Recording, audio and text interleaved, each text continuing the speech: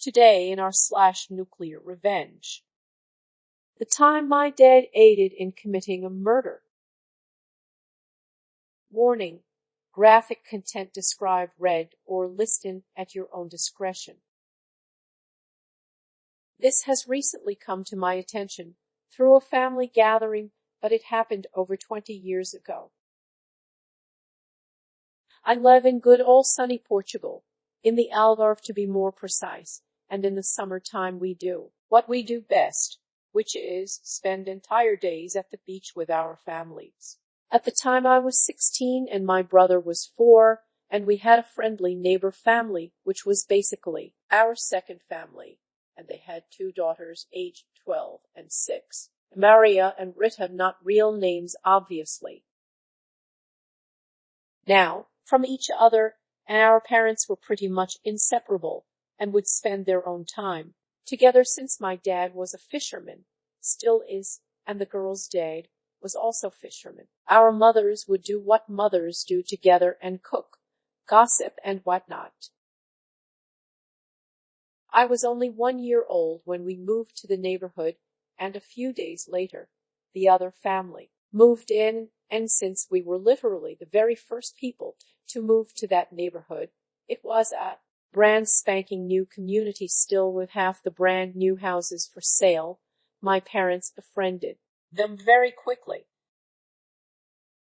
4 years later, their first daughter was born, and I suddenly had a very loud and very active play friend as she grew up. Despite our age difference, we actually got along just fine, and over the years we grew closer and closer, and with our siblings being born, we were as brother and sister as they come. Like I said before, summer days were spent in the beach, and this is where it all began. One day mid-afternoon, we were all at the beach playing as usual when came to us and asked us if we had seen Rita since she was nowhere to be found. We said we had seen her, and the last time we saw her she was playing with some children right next to our towel spot. Her dad was frantically looking for her, and my dad was looking worried too. The next hour was spent looking for Rita while Maria was already crying because her sister was missing. My ear was pounding because this had never happened before, and they were both like my own sisters. Finally, after almost 90 minutes searching, she had made her way towards us and said she was playing with a few kids behind some rocks in the distance. This particular beach we were at was amazing, and at high tide, it was a swim paradise, but at low tide, all the huge rocks and boulders formed by the tides were visible and were awesome for some hide-and-seek opportunities. No second thought was given, and we all went home. Later that night, Rita's dad came to our home in tears and extremely furious. Turns out, Rita had been sexually assaulted by someone at the beach and was threatened with death if she was ever to tell anyone. Rita's mom found out when she was giving her bath and discovered her bodysuit. She wore one of these because her skin is a bit sensitive to the sun. Had a cut in the crotch area big enough to reveal her privates, and there was blood all over it. She was immediately rushed to the hospital where the suspicions were confirmed that she was indeed assaulted. Even her dad was made a suspect after talking to the police, but was released after his wife's testimony. He was furious. There was someone at that beach we go to for years that has been snatching and raping little girls. After he talked to the police, they said there was nothing they could do since there was no net or evidence. Apparently the sick folk used a condom, and that the best they could do was send out patrol to the beach, but the presence of uniformed officers would scare away the rapist.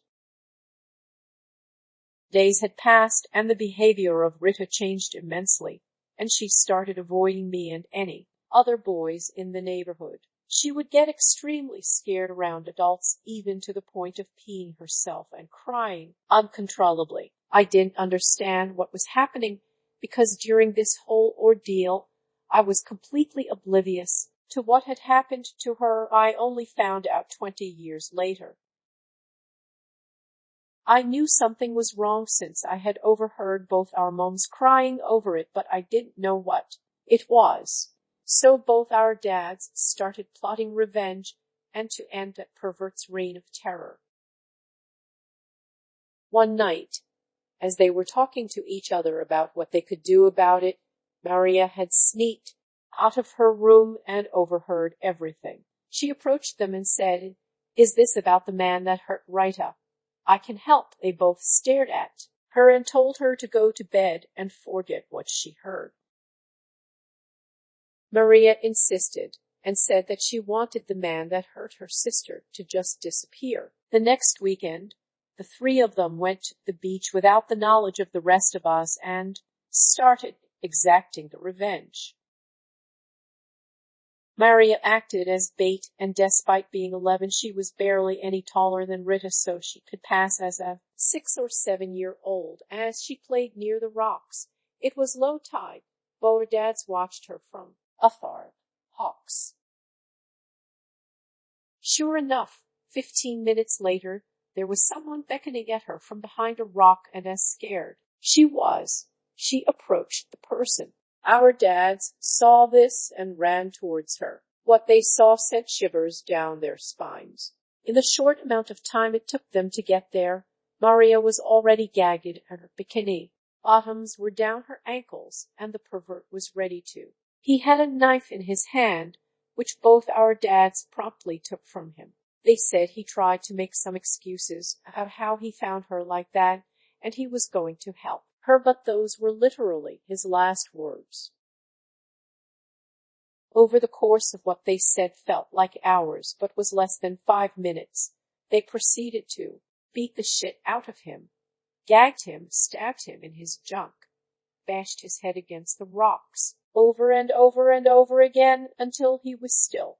Then Rita's dad dealt the last blow and stabbed him in the throat, leaving him there as he gurgled his last breath.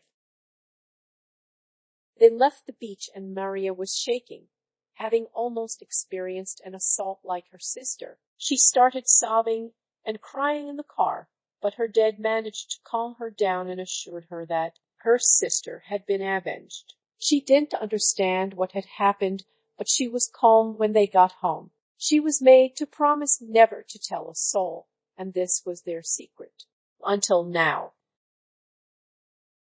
2 days later, the news of the body of a known sex offender that had been on the run was discovered next to a beach in Spain, and there were no suspects since he was badly decomposed. Apparently the high tide came soon after and took him away, which was a blessing to our dads.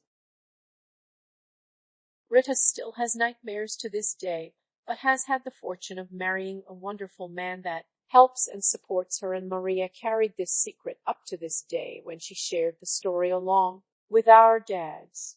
We were shocked, and my mom was furious at my dad because he could have been arrested and our family torn apart.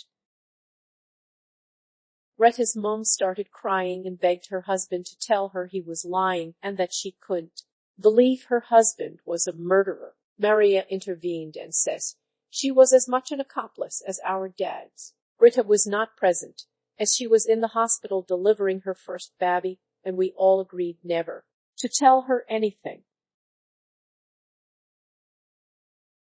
Thanks for listening. Don't forget to like, subscribe, smash the bell, and whatever else our YouTube overlords require nowadays.